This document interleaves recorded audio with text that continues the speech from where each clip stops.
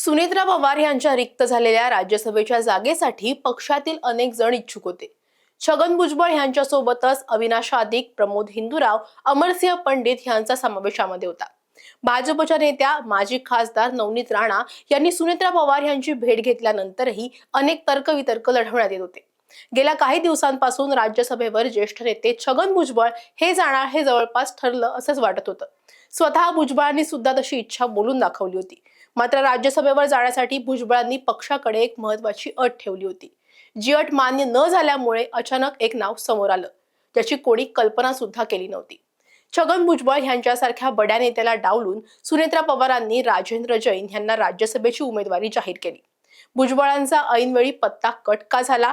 राजेंद्र जैन नेमके कोण आहेत? आणि सर्वात महत्त्वाचं म्हणजे ज्या तटकरे आणि पटेल जोडीला राष्ट्रवादी साईडलाईन केल्याची चर्चा होती, त्यांनी या एका निर्णयानं आपली ताकद कशी दाखवून दिली आहे, तेच आजच्या या व्हिडिओमधून आपण राजेंद्र जैन यांच्या राज्यसभेवर जाण्यामागच्या इनसाइड स्टोरी विषयी जाणून घेऊयात. नमस्कार, मी कोमल आचरेकर आणि तुम्ही पाहत आहात महाराष्ट्र टाइम्स ऑनलाईन.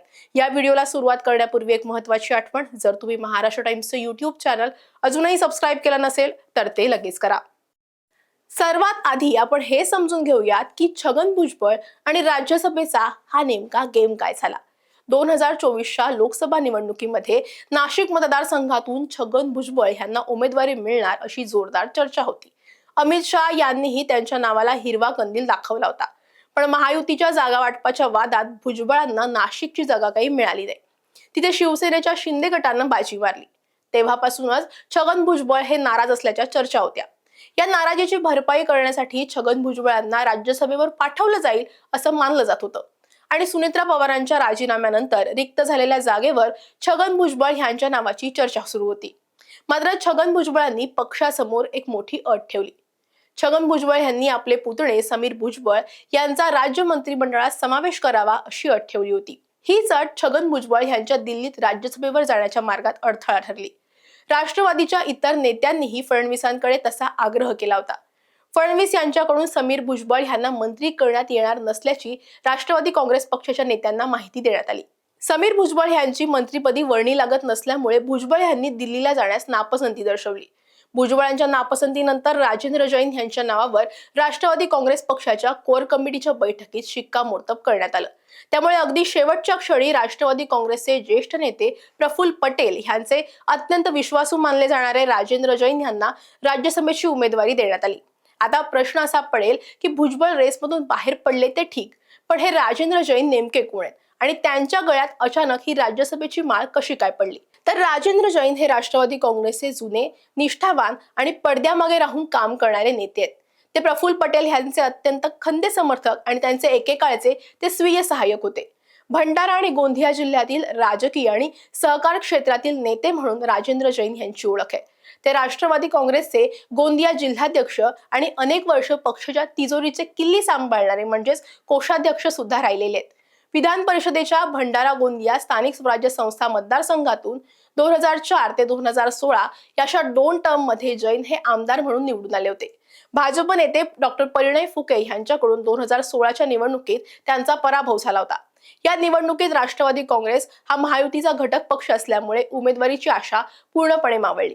या मतदारसंघातून भाजपचा उमेदवार निवडणूक लढवतोय.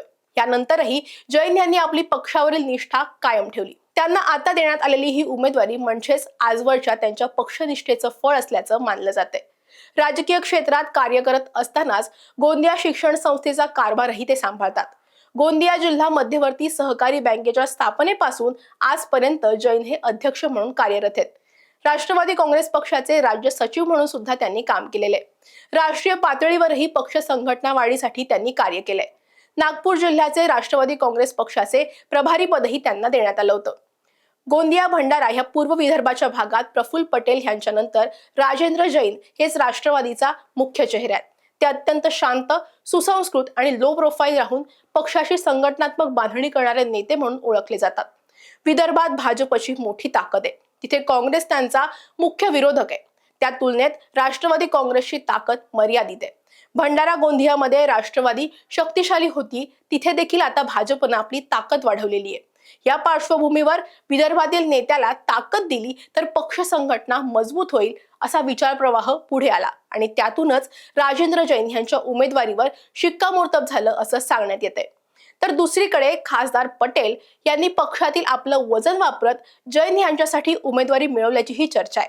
गेल्या काही दिवसांपासून राजकीय कॉरिडॉरमध्ये एक चर्चा रंगली होती की अजित पवारांच्या राष्ट्रवादी काँग्रेसमध्ये सुनील तटकरे आणि प्रफुल्ल पटेल या ज्येष्ठ नेत्यांना साईडलाईन केलं जाते अशा वावड्या उठल्या होत्या। पार्थ पवार आणि तटकरे पटेल यांच्यामध्ये अंतर्गत धुसफूस असल्याची चर्चा सुद्धा रंगली होती। पण राजेंद्र जैन यांच्या उमेदवारीनं या सगळ्या चर्चांना पूर्ण विराम मिळालाय। जैन हे प्रफुल्ल पटेलांचे कट्टर समर्थक आहेत। जैन यांना उमेदवारी मिळवून देऊन पटेल आणि तटकरे ह्या जोडीनं सिद्ध केलंय की राष्ट्रवादी काँग्रेस पक्षाच्या दिल्ली आणि मुंबईच्या राजकारणात आजही त्यांचाच वरचष्मा आहे आणि अजित पवारांच्या जाण्यानंतरही त्यांचा शब्द हा पक्षात डावलला जात नाहीये। यंदाच्या विधान परिषद निवडणुकीचा जर आपण विचार केला तर रायगडमध्ये भाजप आणि शिंदे गट यांच्यात प्रचंड रस्सीखेच असताना सुद्धा सुनील तटकरे यांनी आपले सर्वपक्षीय संबंध आणि राजकीय अनुभव वापरून त्यांचे सुपुत्र अनिकेत तटकरे यांना उमेदवारी मिळवून दिली। एवढंच नाही तर अनिकेत तटकरे यांची रायगड विधान परिषदेतून बिनविरोध निवड सुद्धा करण्यात आली आहे। हे अर्थातच सुनील तटकरे यांचं यश मानलं जाते।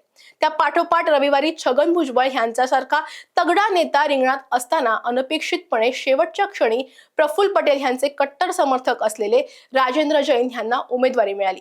या निमित्तानं राजकीय वर्तुळात तटकरे पटेल यांच्या या यशाची चांगली चर्चा रंगली आहे।